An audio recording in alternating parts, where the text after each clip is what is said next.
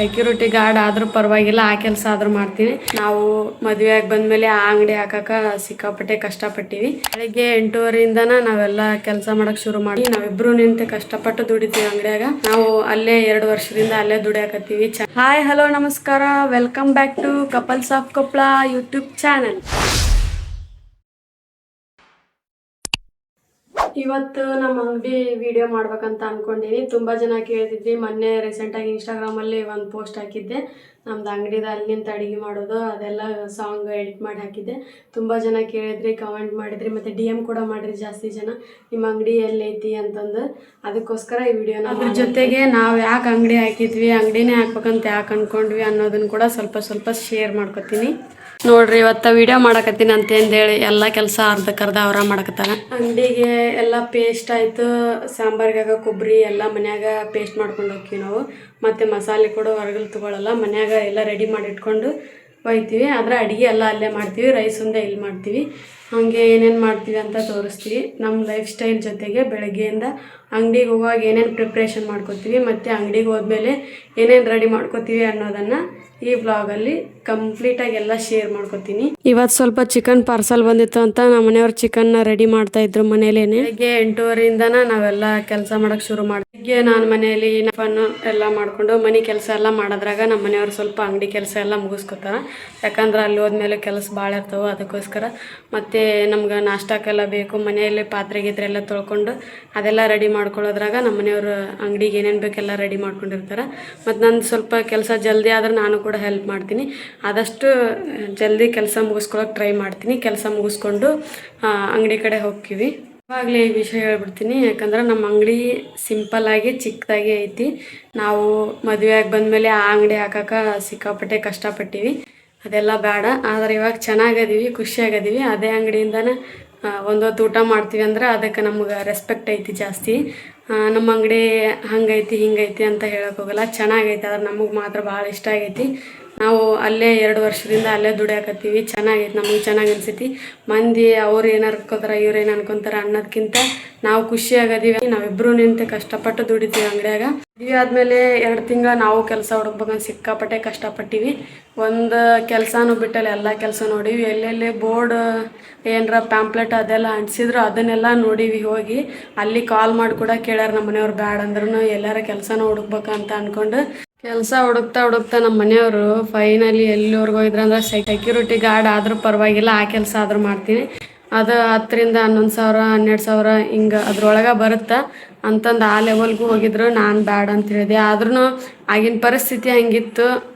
ಹೆಂಗೋ ಮದುವೆ ಆಗ್ಬಿಡ್ತು. ಆಮೇಲೆ ಜೀವನ ಕಷ್ಟ ಆಗುತ್ತಲ್ಲ, ಬರ್ತಾ ನಾವು ಏನಾದರೂ ಮಾಡಲೇಬೇಕು ಅಂತಂದು ಕೆಲಸ ಮಾಡ್ಬೇಕು. ನಾನು ಏನರ ಆಗಲಿ ಅಂತಂದು 2 ತಿಂಗಳವರೆಗೂ ಹುಡುಕಿದ್ರೆ ಕೆಲಸ ಎಲ್ಲ ಕೇಳ್ಯಾರ. ಮತ್ತು ಮುಂದಿನ ಜೀವನ ಹೆಂಗೆ ಬರ್ತಾ ಹಿಂಗೆ ಕುಂತ್ರೆ ನಡೆಯಲ್ಲ ಅಂತಂದು ಎಲ್ಲ ಮಾಡಿದ್ರು. ಆದ್ರೆ ಕೆಲಸ ವರ್ಕೌಟ್ ಆಗಲಿಲ್ಲ.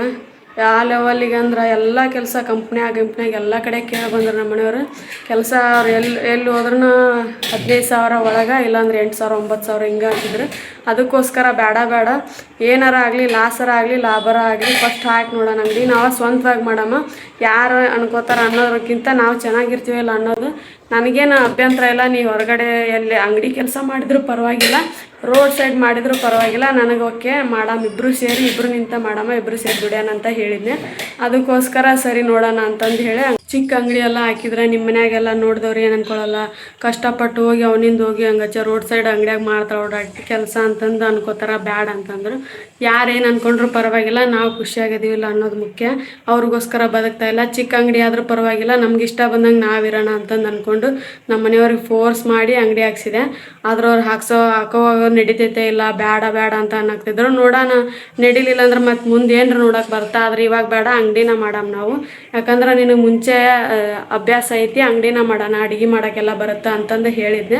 ಅದಕ್ಕೋಸ್ಕರ ಹ್ಞೂ ಅಂತಂದು ಹೇಳಿ ಸ್ವಲ್ಪ ದಿನ ಹಾಕಿದ್ವಿ ಅಂಗಡಿ. ಆಮೇಲೆ ಬರ್ತಾ ಚೆನ್ನಾಗಿ ನಡೆಯಕತ್ತು, ಪರವಾಗಿಲ್ಲ. ಇವಾಗ ನಮ್ಗೆ ಜೀವನ ಮಾಡೋಕ್ಕಂತೂ ಕಮ್ಮಿ ಇಲ್ಲ, ನಡೀತೈತಿ ಆರಾಮ್. ಫಸ್ಟ್ ನಮ್ಗೆ ಎಗ್ ರೈಸ ಮಾಡ್ಬೇಕನ್ನೋದು ಏನೂ ಇದ್ದಿಲ್ಲ.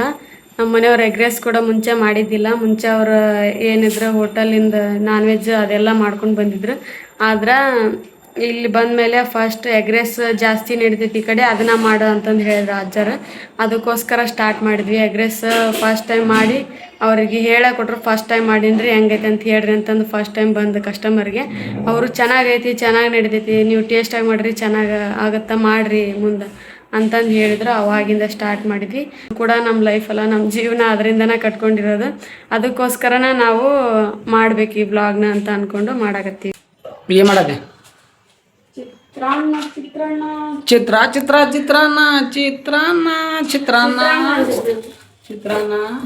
ಓಕೆ ಮಾಡು ಮತ್ತು ಇದೇನು ಆಮ್ಲೆಟ್ ಏನೋ ಕಳಿಸಿಟ್ಟಲ್ಲ ಬ್ರೆಡ್ ಆಮ್ಲೆಟ್ 2 ಸೇರಿದ್ರೆ ಬ್ರೆಡ್ ಆಮ್ಲೆಟ್ ಸಪ್ರೇಟ್ ಮಾಡಿದ್ರೆ ಆಮ್ಲೆಟು ಬ್ರೆಡ್ಡು 2 ಶೇರ್ ಮಾಡಿದ್ರೆ ಬ್ರೆಡ್ ಆಮ್ಲೆಟ್ ಮಾಡು ಅಮೃತ. ಇವಾಗ ಅದೆಲ್ಲ ಪೇಸ್ಟ್ ಗಿಷ್ಟೆಲ್ಲ ತೊಗೊಂಡು ಅಂಗಡಿಗೆ ಹೋಗ್ಬೇಕು. ಅಂಗಡಿಗೆ ಹೋಗಿ ಅಂಗಡಿಯಾಗ ಏನೇನು ಮಾಡ್ತೀವಿ ಅದೆಲ್ಲ ವಿಡಿಯೋ ಮಾಡ್ತೀವಿ. ಬರ್ರಿ ಹೋಗೋಣ. ನಮ್ಮ ಅಂಗಡಿ ಎಲ್ಲೈತೆ ಅಂತ ನಿಮಗೂ ಕೂಡ ತೋರಿಸ್ತೀವಿ ಬರ್ರಿ. ಗ್ಯಾಸ್ ಶಾರ್ಟೇಜ್ ಇರೋ ಕಾರಣ ನಮ್ಮ ಅಡಿಗೆ ಹೋಟೆಲ್ ಇತ್ತು ಇವತ್ತು ಒಲಿ ಮೇಲೆ. ಡೈಲಿ ರೈಸ್ನ ನಾವು ಮನೆಯಲ್ಲೇ ಮಾಡ್ತಾ ಇದ್ವಿ. ಆದರೆ ಇವಾಗ ಮನೇಲಿ ಗ್ಯಾಸ್ ಖಾಲಿ ಆಗಿತ್ತು ಅಂತ ಹೊರಗಡೆ ಅಲ್ಲೇ ಅಂಗಡಿ ಹತ್ರ ಒಲಿ ಹಾಕಿ ಮಾಡೋಣ ಅಂತ ಅನ್ಕೊಂಡು ಅಂಗಡಿ ಕಡೆ ಹೊರಟ್ವಿ. ನಾವು ಅಂಗಡಿಗೆ ರೈಸ್ ಮಾಡೋಕೆ ಅಂತ ಮನೇಲಿ ಒಂದು ಸಪ್ರೇಟ್ ಗ್ಯಾಸ್ ಇಟ್ಟಿದ್ವಿ. ಸೊ ಅದು ಖಾಲಿ ಆಗಿರೋದ್ರಿಂದ ಹೊರಗಡೆ ಸಿಗ್ತಾ ಇಲ್ಲಲ್ಲ ಗ್ಯಾಸ್. ಎಲ್ಲರಿಗೂ ಗೊತ್ತಿರೋ ಹಾಗೆ ಗ್ಯಾಸ್ ಸಮಸ್ಯೆ ಎಲ್ಲ ಕಡೆ ಐತಿ. ಅದಕ್ಕೋಸ್ಕರ ಒಲಿ ಮೇಲೆ ಮಾಡೋಣ ಅಂತ ಅನ್ಕೊಂಡು ಹಂಗೂ ಹಿಂಗೂ ಹರಸಾಹಸ ಮಾಡಿ ನಿನ್ನೆನೆ ಒಲಿ ಹಾಕಿದ್ವಿ. ಅಂದ್ರೆ ನಿನ್ನೆನೆ ಗ್ಯಾಸ್ ಖಾಲಿ ಆಗಿತ್ತು ನಮ್ದು ಮನಿದು. ಅದಕ್ಕೋಸ್ಕರ ಅಂಗಡಿಗೆ ಅಲ್ಲೇ ಒಲಿಯಲ್ಲಿ ಹಾಕಿ ನಿನ್ನೊಂದ್ಸರಿ ರೈಸ್ ಮಾಡಿದ್ವಿ.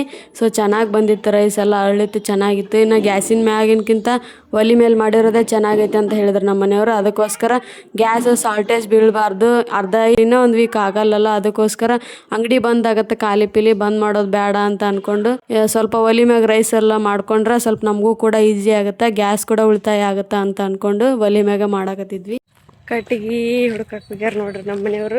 ಕಟ್ಟಿಗೆನೂ ಇಲ್ಲೇ ಸಿಗಲ್ಲ, ಅದಕ್ಕೋಸ್ಕರ ಇಲ್ಲೇ ಓನರ್ ಎಲ್ಲ ಮೊನ್ನೆ JCB ತರಿಸಿ ಎಲ್ಲ ಕ್ಲೀನ್ ಮಾಡ್ಸ್ಯಾರ ಅದಕ್ಕೆ ಸ್ವಲ್ಪ ಕಟ್ಟಿಗೆ ಇದಾವ ಅಂತ ನಮ್ಮ ಮನೆಯವ್ರು ತರಕತ್ತಾರ ನೋಡ್ರಿ. ತರಿಸಿ ಮನ್ಯಾಗ ಒಂದಿನ ಕಟ್ಟಿಗೆ ತಂದವರಲ್ಲ, ಇಲ್ಲಿ ಬಂದು ಕಟ್ಟಿಗೆ ತರಕತ್ತಾರ.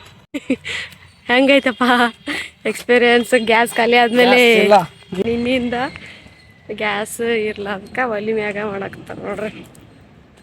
ಗ್ಯಾಸ್ ಐತಿ ಆದ್ರೆ ಕಡಿಮೆ ಐತಿ, ಅರ್ಧ ಅಷ್ಟೇ ಐತಿ. ಮತ್ತೆ 2 ದಿನದಾಗ ಖಾಲಿ ಆಗುತ್ತೆ ಅನ್ನೋಕ್ಕೋಸ್ಕರ ಒಂದು 4 ದಿನ ಆದರೂ ಬರಲಿ, ಇನ್ನೂ 1 ವಾರ ಅಂತ ಹೇಳ್ಯಾರ ಬುಕ್ ಮಾಡಿದ್ದು ಗ್ಯಾಸ್.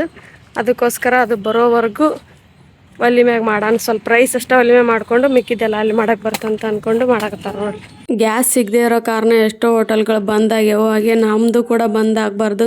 ಇನ್ನೂ ಸ್ವಲ್ಪ ಇರೋಕಲ್ಲೇನು 1 ದಿನ ಆಗೋಕ್ಕಿಂತ ಇನ್ನೂ 1 ವಾರ ಆದರೂ ಮಾಡ್ಬೇಕಂತ ಅಂದ್ಕೊಂಡು ನಾವು ಅಂಗಡಿ ತೆಗೆದು ಹಂಗೆ ಗ್ಯಾಸ್ ಮ್ಯಾಗ ಸ್ವಲ್ಪ ಮಾಡ್ತೀವಿ, ಹಂಗೆ ಒಲಿ ಮ್ಯಾಗ ಕೂಡ ಮಾಡ್ತೀವಿ. ಇದೇ ನೋಡ್ರಿ ನಮ್ಮ ಪುಟ್ಟ ಅಂಗಡಿ. ಇದನ್ನ ಓಪನ್ ಮಾಡಿ 2 ವರ್ಷ ಆಗ್ತಾ ಬಂತು. ಮುಂಚೆ ಬೇರೆ ಬೇರೆ ಐಟಮ್ಸ್ ಎಲ್ಲ ಮಾಡ್ತಿದ್ವಿ, ಆದ್ರೆ ಇವಾಗ ಏನು ಮಾಡ್ತಾ ಇಲ್ಲ ಗ್ಯಾಸಿನ ಸಮಸ್ಯೆಯಿಂದ.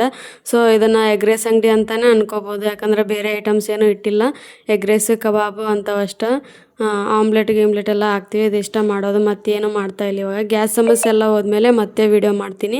ಅವಾಗ ನಾವು ಏನೇನು ರೆಸಿಪೀಸ್ ಮಾಡ್ತೀವಿ ಅನ್ನೋದನ್ನೆಲ್ಲ ಶೂಟ್ ಮಾಡ್ಕೊಂಡು ಹಾಕ್ತೀನಿ. ಆಲ್ರೆಡಿ ರೈಸ್ ಮಾಡಿಟ್ಟಿರ್ತೀವಿ, ಅದು ಬೇಡ ಅಂದರೆ ಸ್ಪೆಷಲ್ ರೈಸ್ ಕೂಡ ಹಾಕ್ಕೊಡ್ತೀವಿ. ಇದಿಷ್ಟೇ, ಮತ್ತೇನು ಮಾಡ್ತಾ ಇಲ್ಲ ನಾವು.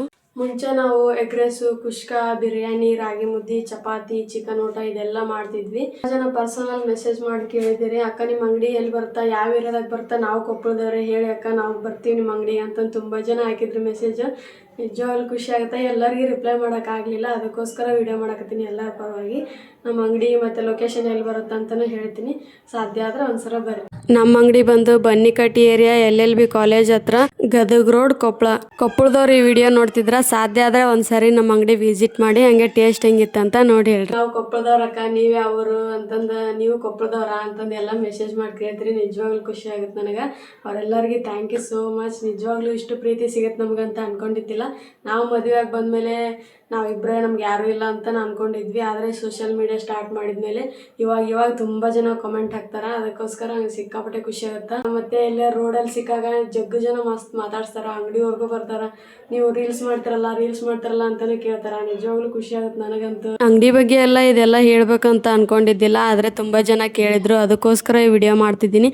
ದಯವಿಟ್ಟು ಯಾರು ತಪ್ಪಾಗಿ ತಿಳ್ಕೊಬೇಡಿ. ಹಾಗೆ ಈ ವಿಡಿಯೋ ಹೇಗಿತ್ತು ಅಂತ ಹೇಳಿ, ಹಾಗೆ ಇದರಲ್ಲಿ ಏನಾದರೂ ಮಿಸ್ಟೇಕ್ ಇದ್ರೆ ದಯವಿಟ್ಟು ಕ್ಷಮೆ ಇರಿ. ನಿಮ್ಮ ಸಪೋರ್ಟ್ ಜೊತೆಗೆ ನಿಮ್ಮ ಆಶೀರ್ವಾದ ಕೂಡ ನಮ್ಮ ಮೇಲಿರಲಿ ಯಾವಾಗಲೂ ಹೀಗೆ. ಈ ವಿಡಿಯೋಕ್ಕೆ ಒಂದು ಲೈಕ್ ಮಾಡೋದ್ರ ಜೊತೆಗೆ ನಮ್ಮ ಚಾನಲ್ನ ಸಬ್ಸ್ಕ್ರೈಬ್ ಮಾಡ್ಕೊಳ್ಳಿ. ಮತ್ತೆ ಮುಂದಿನ ವಿಡಿಯೋದಲ್ಲಿ ಸಿಗ್ತೀನಿ.